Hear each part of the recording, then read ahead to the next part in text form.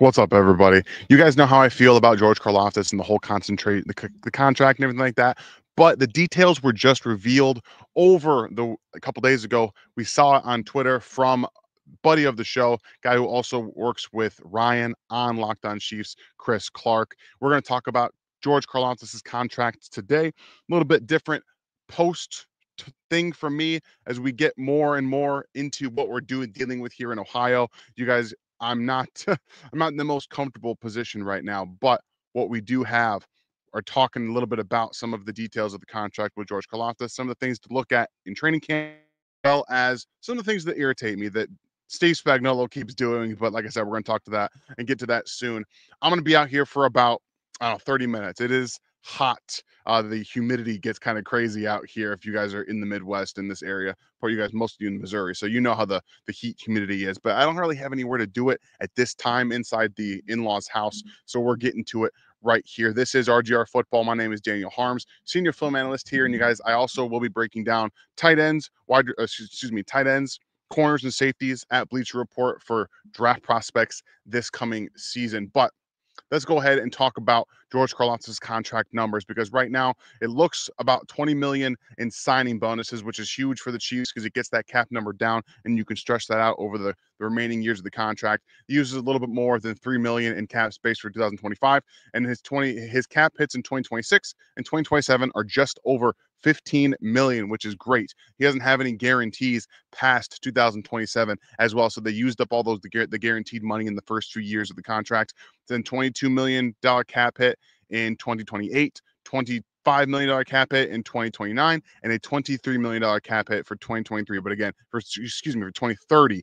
So those are all not guaranteed for George Karlaftis. But down to the nuts and bolts of what this actually means is that in those years, 2028, 2029, 2030, those are going to be great numbers because we're going to see over $30+ million per year for a lot of the best and even the middle tier of the defensive ends. So getting this done early, again, they still had control over the George Karlaftis situation, his contract in Kansas City for a few years to come. Getting this extension done allows them to keep him at a good number in Kansas City. So regardless of, again, how I personally feel about the development of George Karlaftis, what he's going to end up doing for this team as a number 2 or number 1 after 2025 with Charles Manning on the opposite side. We'll get to see what that ends up being. But overall, this is a great contract for him and what he's going to be asked to do in Kansas City as the number 2, number 3 pass rusher to Chris Jones. So really happy seeing those numbers. Again,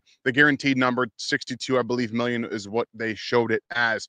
It's not a great number for me specifically, but again, looking at what it's going to end up doing for the Chiefs long term and how it's going to look even 2-3 years from now is going to be a great outcome for the Kansas City Chiefs. So that's a great front for them. And again, they're going to get to more contracts probably with Trent McDuffie a little bit later, and trying to figure out how that's going to work with not just the up and coming money they're going to have to pay for other younger players, but they already got Nick Bolton done. We got the Trey Smith thing done. We also now have George Karlaftis. I wish McDuffie would have been done first, but it's hard to really argue when you get a contract like that. And then they did a great job working with Karlaftis to make that team friendly enough, I believe, for the Chiefs long term. So happy overall, I think, is where I can say that is. So I don't think they could have done a better job of getting him tied to Kansas City through 2023 and having this kind of team friendly option. So again, regardless of how I feel about the player, I think this is a really good contract for that specific player.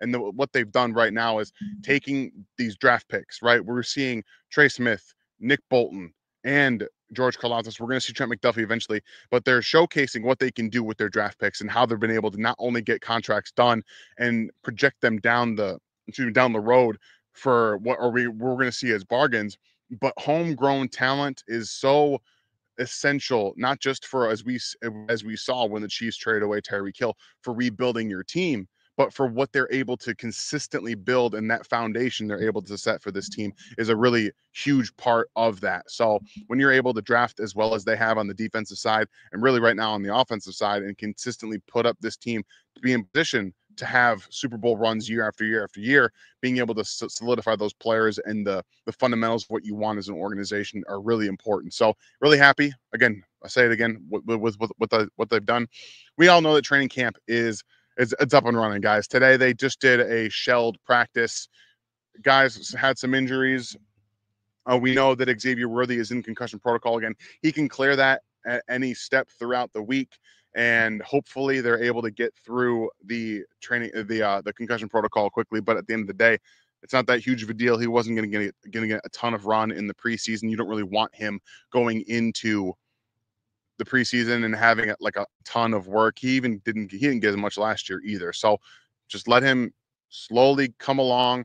Hollywood Brown banged up, didn't practice today. We know Sky Moore's not going to make the team, so I'm not going to worry about that. But anybody that was really truly banged up and misses Friday, we'll talk more about the Xavier Worthy situation as the concussion protocol goes through, and we'll get to that. But again, it's been really hot in the first 3 days of practice with pads. Sunday, Monday, Tuesday were difficult. And we all know that as those fans that go out to the training camp and be able to stay in that heat, we all know how difficult it is. Last couple of days, or at least Tuesday, was that 2-hour practice. They're going to keep working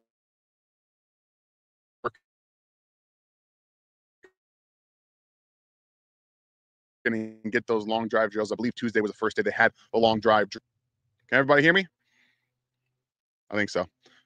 Hopefully the connection doesn't go crazy, but we're here. We're working. What's going on, Iceberg? It'd be wise to sign Watson now, give you some leverage on McDuffie. Well, that'd be okay if Watson was going to be like an integral part of the future in Kansas City, and I'm not entirely sure he is. So we're going to kind of have to wait and see as that situation handles itself.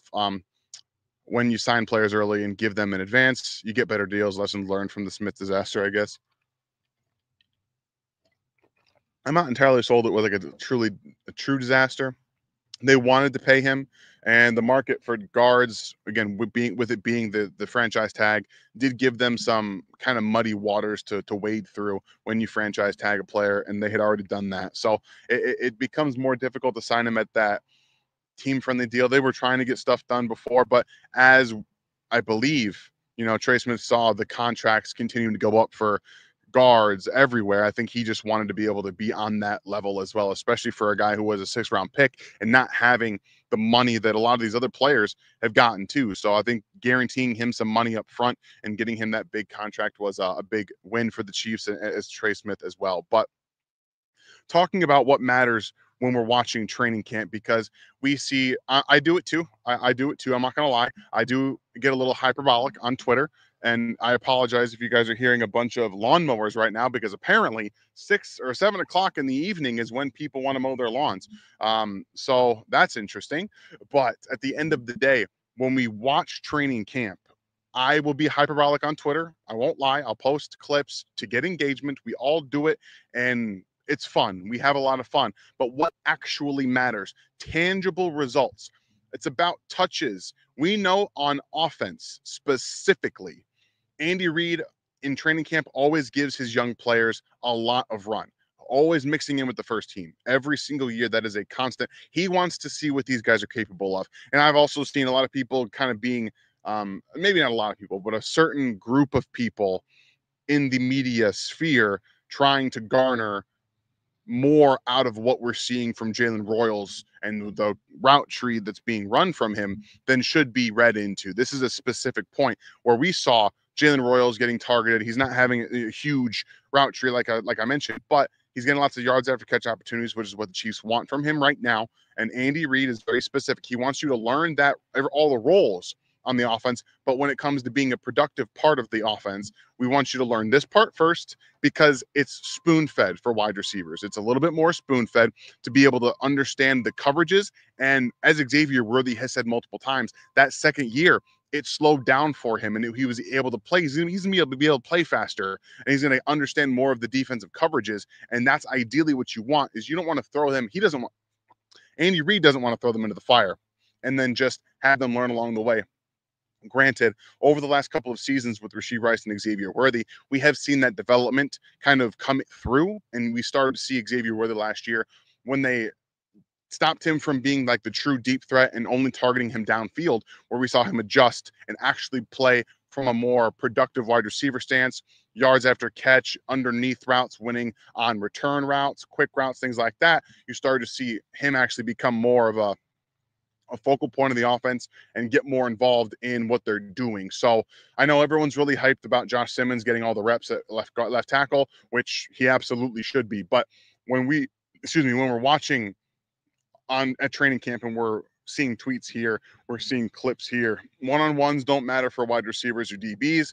It's more about training. They're trying to showcase what the wide receiver can do, what they should be able to do in one-on-one situations. There's obviously a lot more that will be happening with them when there's more defense on the field, but one-on-ones are fun. They're always a lot of fun to watch, but they don't mean anything specifically when it comes to how good someone is going to be in the NFL. So we can get hype about it on Twitter. We can be hyperbolic about it. That's all cool, all well and good, but we don't really want to read too much into it. But back to my main point about what Andy Reid does with his rookies is that, so if you see Brashard Smith getting run with the ones, cool. That's awesome. At the end of the day, the order in which people get touches, like Pacheco, Hunt, and Mitchell, are the 1, 2, and 3 right now in some order. That's how it is.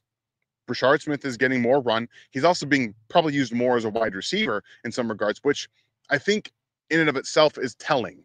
I think Andy Reid is going to use a little bit more pony personnel. And if you guys don't know what pony personnel is, when you got two running backs on the field, and I think you can also use Brashard Smith as not just a wide receiver, but you can line him up in the backfield with the other running back. Start to do. You guys ever played Madden and the college NCAA game on PlayStation or Xbox? They do those mountain zones, or they shift someone out of the backfield. You might be able to see Brashard Smith do that, especially if he starts getting funneled some touches early on in not just training camp, but the preseason and early in the season, because then you can make the defense look at him as he gets motioned out of the backfield, but still hand the ball off and go the opposite way. So there's going to be some creative ways that they can use him, but we want to look at touches. We want to look at specifically for the preseason, how are you winning? If you can win, you can consistently be a focal point of that specific offensive drive, of the down, of the distance, or the quarter that you're going to be running out there. That's more of what we want to look at. But for training camp specifically, we just want to look at touches and where someone is being put in on offense. On the defensive side, Spags is a little bit different with his rookies, as we see in real time, right? We see Spags want to wait until like after the bye to get his rookies involved. Training camp is a little bit different, is where he typically wants to put these guys on the second team. Sorry, there's a little like bee around here. I'm just trying to get it away from my screen.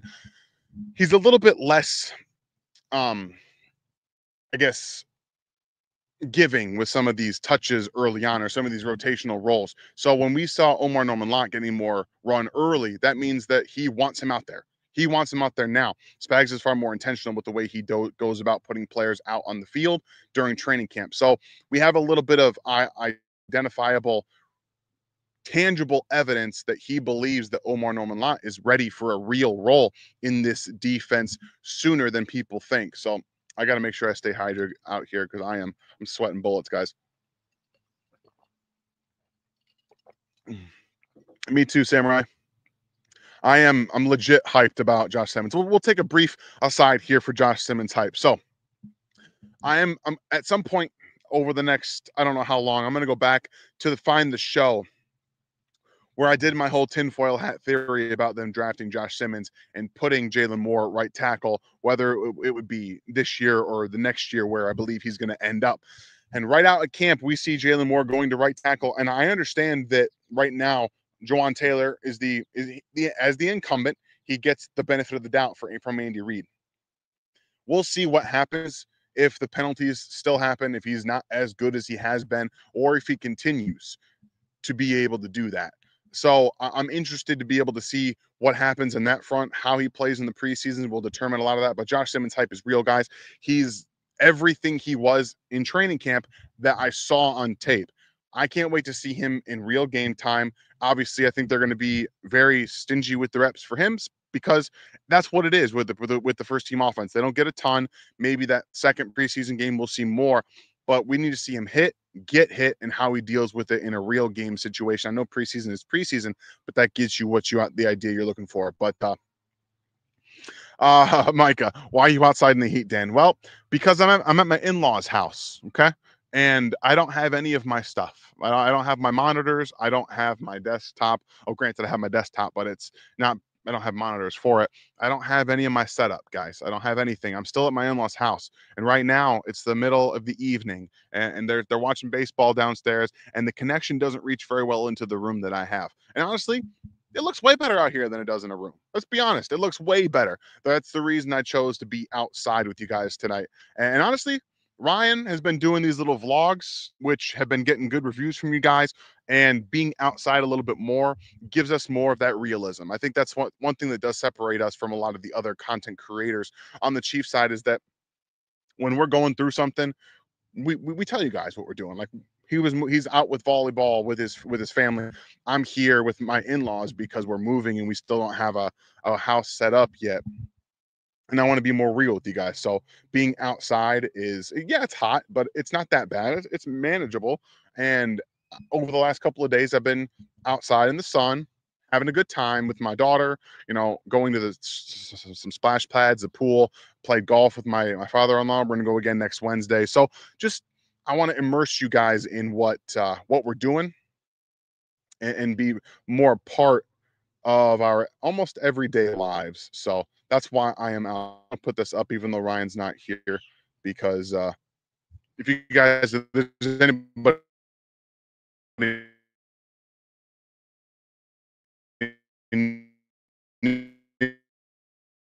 I'm on the right side here. I am Daniel Harris. Why are there we go. Having a little bit of connection issues. That's some of the reasons I'm outside because again, I didn't want to go up into my room because it didn't connect well.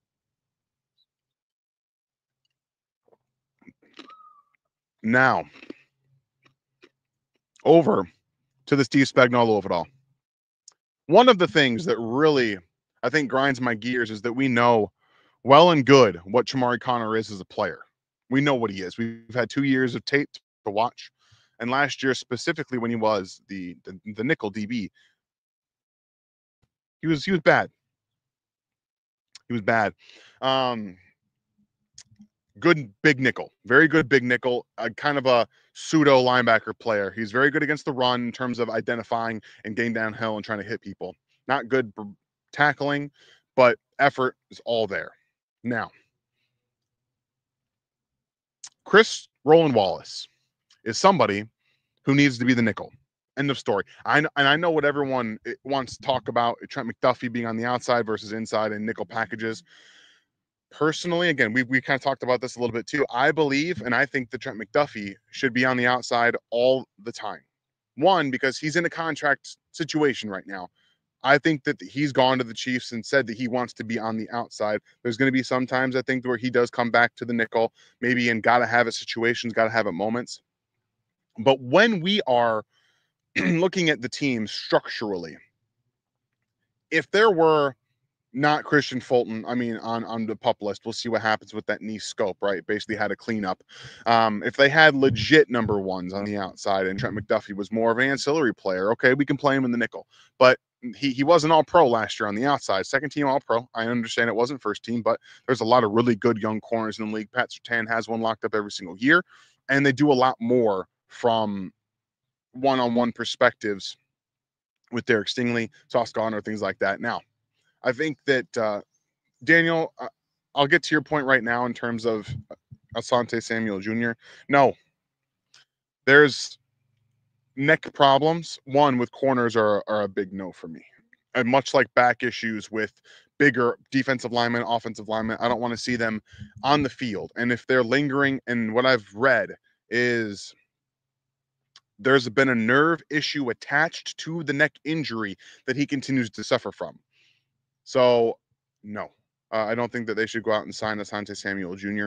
And not just because of the injury stuff, but because he wasn't that good to begin with. He had a very good rookie season. He's a pure nickel, yes, but he's also an awful tackler, just awful. So we have to remember that there are some benchmarks outside of Chamari Connor for Chiefs and their DBs and tackling is definitely one of them. And there's no effort to get better from Asante Samuel either. Oh. But back to the things that pissed me off a little bit about what we're seeing is that, yes, I understand that Spags is a little hesitant to put Noah Williams out there with the first team. Do it. It's time. It's more than time. I think that Najee Johnson's fine. Jalen Watson's made a couple of plays, but overall, I don't believe Jalen Watson or Najee Johnson is the future on the outside. And with Christian Fulton down, it is time for Noah Williams to get more run on the outside, to be encompassed in the defense, get more familiar with it. We say from OTAs to now, he's learned a lot, much like Jalen Royals. Let's see what it's about. Let's see how he can cover Xavier Worthy and Rashee Rice on the outside when he plays, or anybody else. I need to see more from that. Now, maybe in the second week of training camp, we'll see Noah Williams on the outside, but it does feel like early on with the comfort stuff that Spags specifically wants to put the guys that knows the defense out there. If that doesn't change going into next week, I'm going to be a little bit upset with that, because I think Noah Williams not only is better talent-wise, I think he's probably already better situationally right now than both Jalen Jalen Watson and Najee Johnson. So I got no problems with Najee Johnson on the roster. He's a fine safety valve cornerback and special teams player. Really good. But at the end of the day, he's not good enough to be on the outside with the ones, regardless of the situation with Christian Fulton, and Josh Williams is getting almost no play out there either. So, he's not a part of the situation. He's not a part of the transition. So, unfortunately, the Chiefs are in a situation where if the pup list doesn't get easier or get better for Christian Fulton, they're going to have one half to put him out there, and it's going to be, I believe, Jalen Watson out there too, who we know has the experience to start. It's just that stuff kind of frustrates me. Get the rookies out there, see what they can do, specifically because Noah Williams, I think, is going to be a legitimate guy for this defense. So I got a question here from Micah. Not from Micah. So yeah, Samuel was a beast his rookie season. You're right. Bill, who has the better tape in college, Josh Simmons or Joe Alt? Well, unfortunately, we didn't get a full season of Josh Simmons in college this last season, and he was drastically improved from 2023 to 2024. But I think the fundamentals, the hand usage, the actually using his length properly are better than Joe Alt, but Joe Alt had far more consistently, I guess, put together elite seasons than Josh Simmons. If Simmons had played the full season and continued that trajectory, I think I would have said Josh Simmons. But Joe Alt, again, excellent player. And that's going to be a tough one for the Chiefs in the future when they've got Rashawn Slater at the peak of his powers and Joe Alt at the peak of his powers as well. So, yeah, absolutely. Let me see here. I know Micah said something about the Heat. I'm going to go back there. Yeah, it's not that hot, and personally, I don't mind sweating, but for me, I'm just sitting here and I'm sweating. Like, I don't mind it. It's not that hot personally, but again, it's a whole different thing when you can just sit here and you can pull a sweat off your body. It's kind of crazy. Dan, I live in Denver, and it sounds like they're not interested in extending him as he is requesting. Is he a fit in Kansas City? Um, I'm very sorry, Micah, but I don't know who you're talking about. Can you follow up and let me know who you're talking about here? Avery Kidd, you think Thornton fits the MVS role over the Justin Watson role better? Yeah, I think that's a fair determining factor. I think he won't drop the deep balls as much as MVS did. So I truly think that he would be better. But again, I think the only way this works is if you get the Rashee Rice suspension to come down, and they keep 6 receivers in that regard. What's going on, sweetie? What's up? I just wanted to stay very quiet. Okay, that's fine. Just letting you know. I'm just asking. All right. So as you can see, my daughter is in flannel pajamas and outside, which is ridiculous. All right, here. I don't know why you are in You're gonna get too hot, sweetie. You just took a bath. Go back inside. Um, I'm gonna be out for another about 10 minutes, so please go back in. You think Thornton? Yeah, we did this one. Okay, fine. Um, Personally, I think that Thornton not only has upside better for not just this offense with his speed, and it's not MVS speed. MVS was build up speed. I think that Thornton can get to his speed a lot faster. I don't know what you got in your mouth there, but go for it. Yes, you're right, Alejandro. She's built different. She does not care about the heat. Oh, milk dud. Okay, she's eating some milk duds right now. So, we get a little reprieve from the sun. So, but again, it's different speed. It's not crazy where it has to build up all the way. I think Thornton can get to his speed faster than MVS or Justin Watson could. Oh no, no problem, Micah. I see it. I'm gonna get to that in a second. But yeah, I do, and I would like to see that happen for them specifically because he does give you a little bit more element as a backup player, and because he does have that long speed, I think that you could sacrifice some of the routes that Xavier Worthy would run and do some more routes with Worthy in that regard. But overall, I think he's a better fit than both of them. Just from a speed perspective, Watson had better hands, but MVS doesn't do anything well. So I think he's better than him. But Watson probably would have given you a little bit better overall play, and the corner routes that he runs were better. But there's still some upside there to get to. And so yes, the Jonathan Franklin Myers. Okay. I think that's what we're talking about here. All right. So he's been playing for the Jets and then Denver these next 2 seasons. He looks like a Spags guy, right? 6'4", 285 pounds, 280 pounds, whatever it is. He's big, he's physical. That would be a next year thing, right?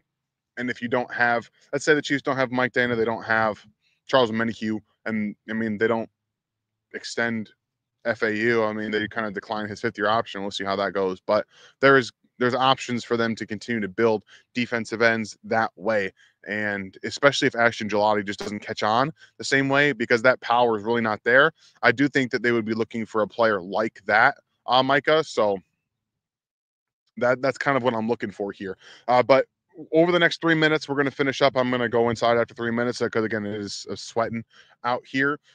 But again, I wanted you guys just to get a give up on George Karlaftis contract, tell you a little bit about what's going on in camp, what I'm seeing, and not seeing, excuse me, what I'm hearing, what I'm seeing around, and what we want to think is really important. And this is another thing from Alejandro here. Have you heard anything positive or negative about Ashton Gelati? I haven't heard anything either way. I think what we have seen specifically is that he might have to win with his first step.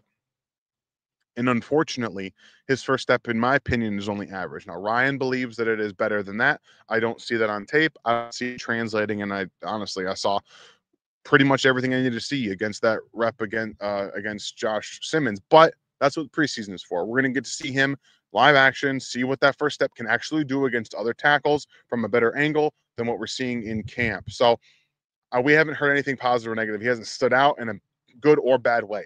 He's just kind of been there, which was part of is part of who I think he is. So that's kind of my thing here. But again, you guys, please, if you're new to the channel, hit that sub button right now. And as Andrew says, please like the channel, like the video. One, for my daughter because she's adorable and cute, and also because it gets us out to other Chiefs fans. We want to continue to bring the best possible content that we can in the situations that we are given to the Chiefs fans. But training camp will continue after tomorrow. So Friday has a full padded practice. I think they're going to get back out there in the heat and get like a full 2.5 hours of practice. Tomorrow was an off day.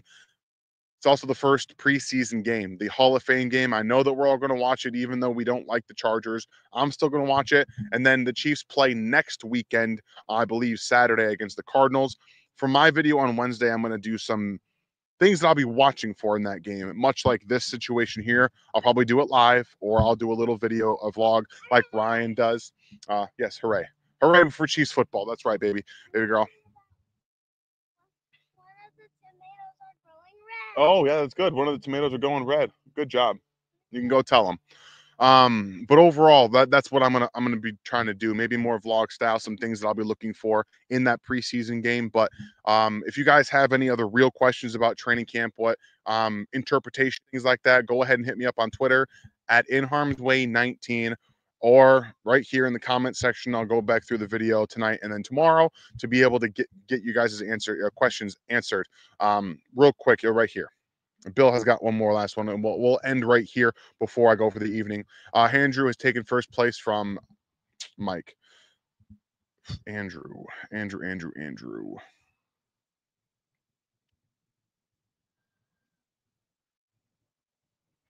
Oh, my daughter hurt herself. Good thing the in-laws are in there taking care of. Can you clarify a little bit more, Bill? Sorry, I want to make sure I understand what you're saying here before I head out. But you guys, make sure you're again following on the channels here on Twitter, everywhere else, because you know what, Micah, I'll get in some AC in a little bit here and then get a shower because I'm sweating again. I think the Noah Williams pick and Fulton signing could open up more snaps for Connor at safety. Hopefully we see more of that going forward. You're not wrong, at least in my opinion. I think that's one part of the reason. They also saw that what they had in Jalen Watson might not be continuing. They didn't like what they saw from Josh Williams, which is obvious. And even though they're running Najee Johnson with the ones, it was very clear that he was not a part of the solution in Kansas City at corner. So there's a lot of problems that they had. So they just needed more talent. And Noah Williams absolutely is more talent. Same with Christian Fulton. So there's a lot that we're going to get to see over the course of the next couple of weeks. If you guys are going to training camp yourselves, make sure that you stay hydrated. Okay. Don't wear just a jersey. I made a mistake going my first time only a jersey. It was awful.